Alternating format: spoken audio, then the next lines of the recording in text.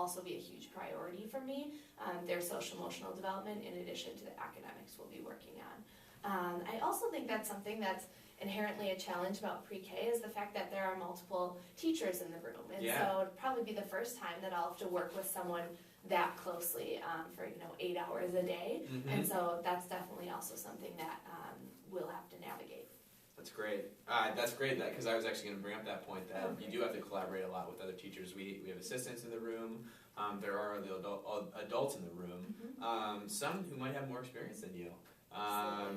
So I'm glad you brought up that point.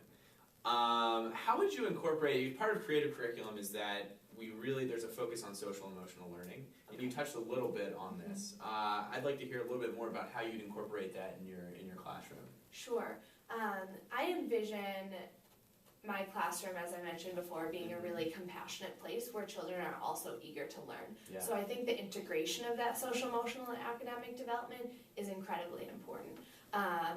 I envision my classroom plans or lessons being focused around both academic concepts and social emotional concepts. Okay. So perhaps we'll have some puppet shows or some role plays where we get to act out what it's like to say nice words to our friends or to make our friends feel happy. I also envision doing a lot of communication towards the parents, directed with parents about what students are doing to develop their social emotional skills and how parents can help support that at home. So how parents can talk about using our manners at home or using our words instead of our hands to fix problems. Another specific difference about pre-K is the way you think about lesson planning and the way you make your plan for the day. Given that you don't have much experience with this, and you will get this in training, I'm assuming, could you tell me a little bit about how you would go about planning a lesson or plan a day at a pre-K? Sure. So as you mentioned, I don't have a lot of knowledge about lesson planning yet, but I know that at Institute that's something that's heavily focused on, specifically planning for a pre-K classroom. So I'm excited to learn more.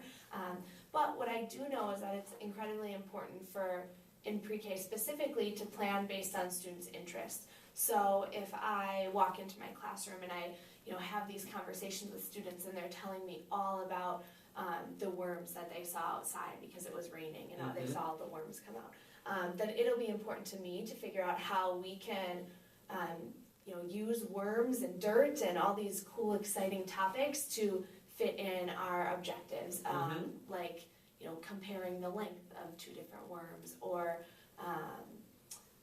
using strings to make letters out of things that look like worms. So really finding ways to use their interest to drive my lesson planning. That sounds great. Sounds like a lot of kids would be engaged in that class too. I hope so. So one difficult thing also is that you are dealing with some children who've never been away from their parents for very long. And you might have a pretty large group of kids that you have to manage. Could you tell me a little bit about how you'd address that, how you deal with those management issues when there's 20, 30 kids in a room, when you have some kids who are playing and engaged and you have some kids who are missing mom? Absolutely. And I think that separation, those separation difficulties are so incredibly natural. We also know with pre-K students that throughout the year, there might be new students coming into the classroom given the transitions that happen in centers. And so it's important for me to think about separation difficulties throughout the year and how we're going to address that. I think one strategy I would use is to help the students possibly buddy up so that a student who has been in school for maybe a few months longer is able to help a child transition into the classroom and become comfortable with the classroom. I think that would really be important to develop that class culture and also to decrease the amount of students who needed my specific attention. I also think with behavior management overall that it's going to be incredibly important for myself and my co-teachers or assistants to model the appropriate behavior that we want to see in the classroom. Like I mentioned before, a lot of these students have never been in a preschool or a school environment before, so they may just not know what the behavior expectations are. So it'll be important that we clearly state those and then that we're also modeling them for students and having them practice themselves. Great.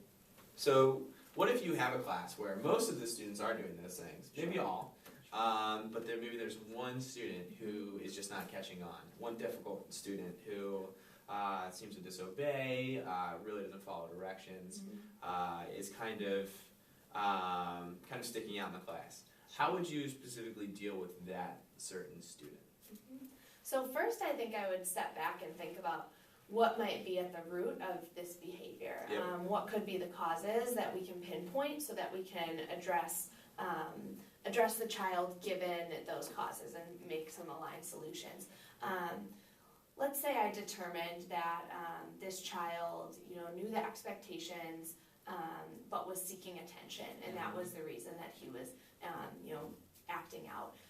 Then I think I would plan for, okay, if he's seeking attention, how can I provide that attention to him for positive behaviors and make sure that I'm minimizing the attention given for the negative behaviors. And so I think I might think about perhaps a social story or something that I could create with the student's name in the story, and we could read it together about positive behaviors and then create a plan together for maybe that attention. So perhaps every time he followed the rules or did something appropriately, he would get a high five, or maybe he'd get a pat on the back or a hug. I could also envision a place where that student might get to choose something special to do, perhaps read a story with the teacher, or get to spend nap time with a teddy bear or something in recognition of his positive behavior. Great, those are very creative strategies, and I'm sure you'll be able to utilize most of them. Right. I wanted to kind of close and ask if you had any questions about my center or about the kids that we serve or anything like that. I would love to know a little bit more about, given the teachers that you have right now, kind of what are the strengths that you're looking for in your new teachers? That's a great question.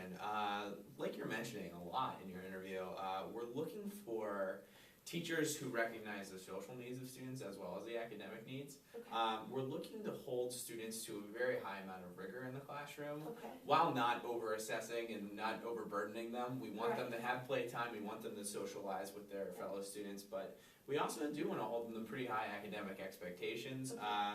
We assess about once a week, Okay. which is pretty frequent. And one thing, really we do try to create that kind of center where you walk in and you do feel that buzz, you do feel that energy, you feel very comforted. Okay. And I look for people who just work very naturally, are great with kids, know how to talk to kids, and can talk to the kid who's really having a tough day because he misses mom, or maybe he didn't eat breakfast in the morning, because that's the kind of population we deal with. Right. So really we're looking for teachers who can really embody that every day, come in with a warm and kind heart and ready to be patient with the kids, ready to work with them, but also hold them to high expectations. Absolutely. Well, that's great. I'd be very excited for the opportunity to learn more about your center. Yeah, me too. I'd really like to bring you back to my center in Englewood and Great. maybe do a follow-up interview there, and maybe you can get to interact with the kids a little bit. I think that would be a great next step for us. Great. Great. Well, thanks, Jesse. Thank you Very so nice much to for meet you. taking the time. Of course.